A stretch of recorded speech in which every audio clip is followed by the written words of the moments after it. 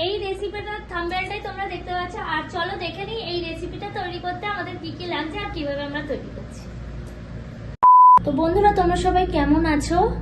মন্দিরা বৈশাখী cooking চ্যানেলে তোমাদের সকলকে স্বাগত জানাই। আর আজকে আমি একটা অন্যরকম খাবার মানে রেসিপি করছি, সেটা তো তোমরা থাম্বনেল থেকেই বুঝতে পারছো।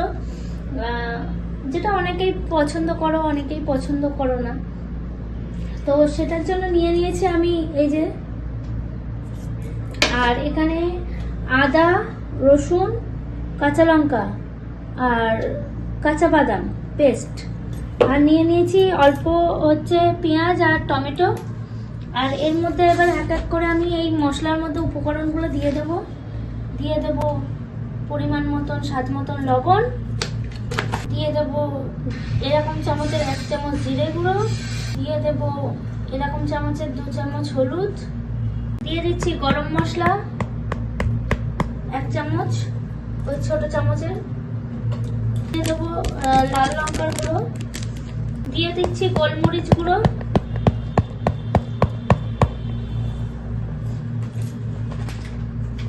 দিয়ে দেবো, ধনে গুঁড়ো দিয়ে নিয়েছি আলু। রান্নাটাই আজকে সরষের তেলে করছি, আর তার জন্য কড়াইয়ে সরষের তেল গরম করতে দিয়ে দিয়েছি। আর ফোড়ন হিসাবে দেব তেজপাতা আর সামান্য পরিমাণ জিরে দেব। এই যে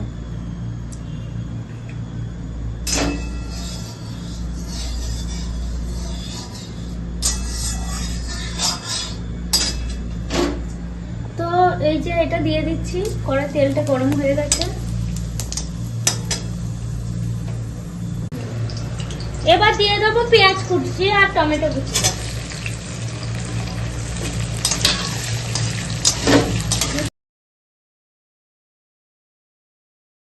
এবার দিয়ে দিচ্ছে পাগুলো,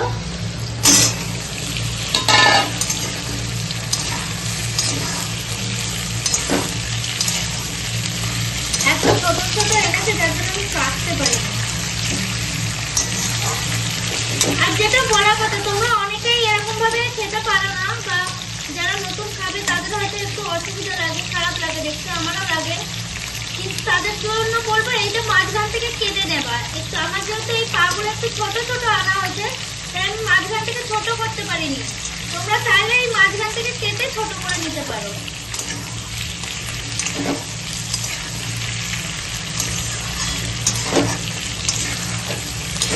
তো এবার আমরা এই পেস্ট আর গুঁড়ো মশলাগুলোকে সব একসঙ্গে দিয়ে দেবো।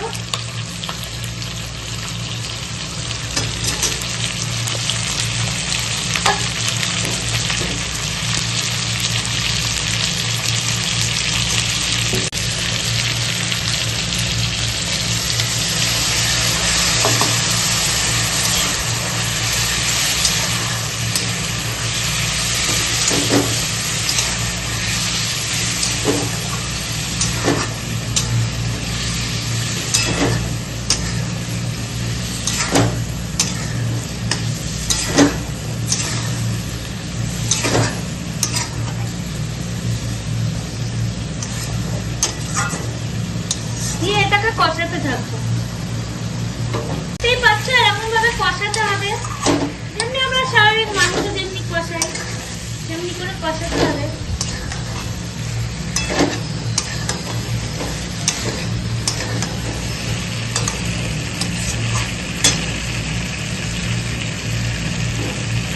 আবার একটু হালকা জল দিয়ে দেবো,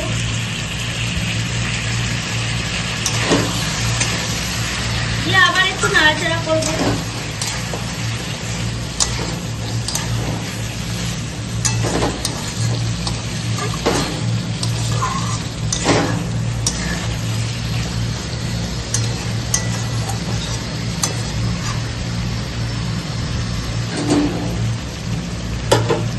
কিছুক্ষণ এরকম ভাবে থাকবে, মানে আমি এটাকে ঢাকা দেবো না, কিছুক্ষণ এরকম ভাবে খোলাই রাখবো।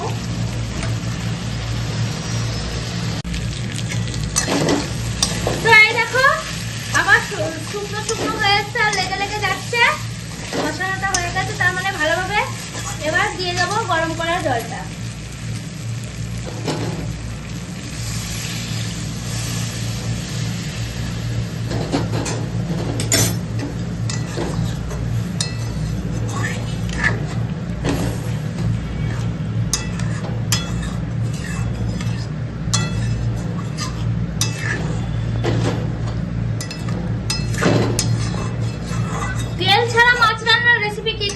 চাও তাহলে কমেন্ট করে জানিও। আমি তেল ছাড়া মাছ রান্নার একটা রেসিপি তোমাদের দেখাতে চাই।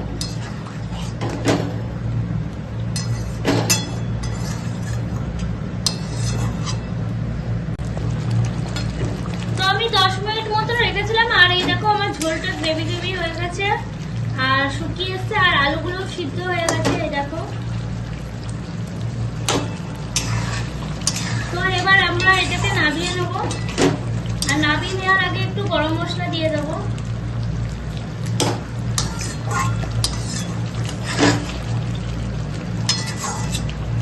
তো এবার আমরা গরম মশলা দিয়ে দেবো,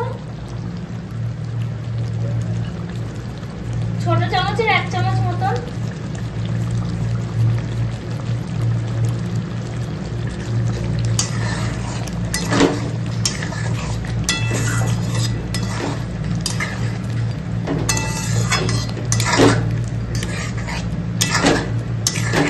একটু নাড়াচাড়া করে এবার আমরা এটাকে নামিয়ে নেব।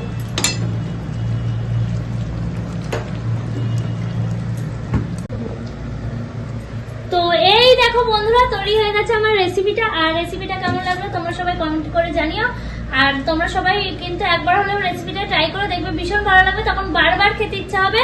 আর একটু শেয়ার করে দিও যাতে অনেকেই এই রেসিপিটা দেখতে সুযোগ হয়, দেখার সুযোগ পায়। আর একটা যদি পছন্দ হয় একটা লাইক করে দিও, তোমাদের একটা লাইক আমাকে অনেকটা অনেকটা এগিয়ে যেতে সাহায্য করে। আর দেখা হবে পরের কোনো রেসিপি নিয়ে, ততক্ষণ পর্যন্ত তোমরা সবাই ভালো থেকো, সুস্থ থেকো, টাটা।